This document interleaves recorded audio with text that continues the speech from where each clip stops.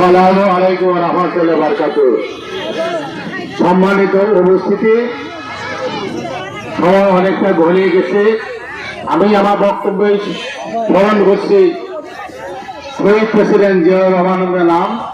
মহান রাব্বুল আলামিন ওনাকে মাফ করুন, ক্ষমা করে আমার জান্নাত দান করুন।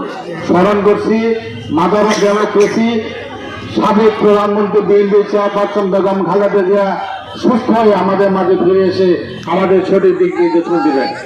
স্মরণ করছি কারণের অহংকার বিএনপি ভারপ্রাপ্ত চেয়ারম্যান একটি দফা বাস্তবায়ন গ্রহণকারীর যে ব্যক্তি সেই জনাব তারেক রহমান সাহেব সবাইকে স্মরণ করছি গভীর শ্রদ্ধা করে যারা বৈষম্য বিরোধী ছাত্র জনতার ফসলে যারা শহীদ হয়েছেন, যারা আহত হয়েছেন, তাদের মাঠ কামনা করে এবং তাদের সহযোগিতা জানিয়ে আমি আমার শুরু করছি।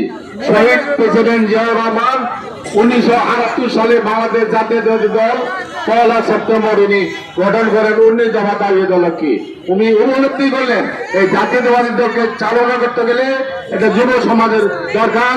সেই লক্ষ্যে উনি 1978 সালের 27 অক্টোবর উনি বাংলাদেশ জাতীয়তাবাদী যুব দল গঠন করলেন এবং পরক্ষণেই উনি বুঝতে পারলেন যে আগামী দিনের কান্ডারি, আগামী দিনের অহংকার, আগামী গর্ব ছাত্ররা, সেই ছাত্র সংগঠনকে যদি আমি গঠিত করতে না পারি, তারই লক্ষ্যে 1979 সালের 1 সেপ্টেম্বর এই ছাত্র দল প্রতিষ্ঠা করলেন। উল্লেখ ছিল ওনার মূল মন্ত্র ছিল শিক্ষা, ঐক্য এবং প্রগতি। একটি জাতি সুসংগঠিত হতে পারে যদি সে ছাত্র সমাজে শিক্ষা, ঐক্য এবং প্রগতি থাকে। তাই আজকের এই সশীলিত ছাত্রদের প্রতিষ্ঠা বার্ষিকীতে ছাত্রদলকে আমি মূল দলের পক্ষ থেকে এবং আমরা যারা আছি এবং আয়োজকদের অত্যন্ত ধন্যবাদ জানাচ্ছি। ছাত্রদেরকে আমরা আহ্বান জানাচ্ছি আপনারা সেই মূল মন্ত্রকে ধরে রেখে শিক্ষা, ঐক্য, প্রকৃতি হাত দাঁড়ান, কালে হাতের মাটিকে শিক্ষা এবং ঐক্য প্রকৃতিতে আগাই নিয়ে যান।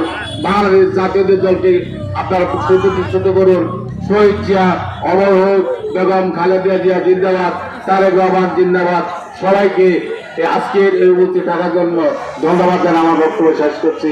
আসসালামু আলাইকুম ওয়া রাহমাতুল্লাহি ওয়া বারাকাতুহু।